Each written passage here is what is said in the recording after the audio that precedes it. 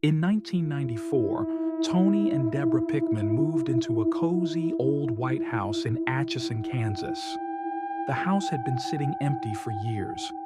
It looked like a dream, a fresh start for a young couple. But on their first night, Deborah swore she heard whispering, like a child's voice, coming from the nursery upstairs.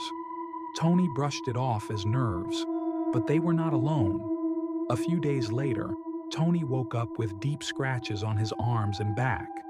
No explanation.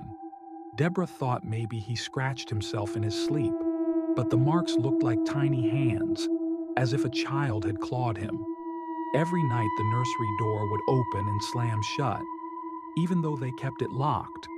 One night they found a tiny handprint on the inside of the window, a handprint too small for any living child.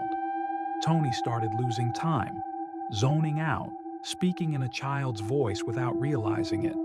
Sometimes he woke up standing in the nursery, unaware how he got there. Deborah started sleeping with the lights on. Late one night, they both saw it, a shadowy figure of a young girl with hollow eyes standing at the end of the hallway. She pointed at Tony and vanished. One night, Tony felt hands around his throat, invisible, choking him violently. Deborah watched in terror as he lifted off the ground, as if something unseen was hanging him. Tony and Deborah fled the house that night. They never returned. The Sally House remains one of America's most haunted places. Visitors still hear whispers, and sometimes see a little girl waiting at the window,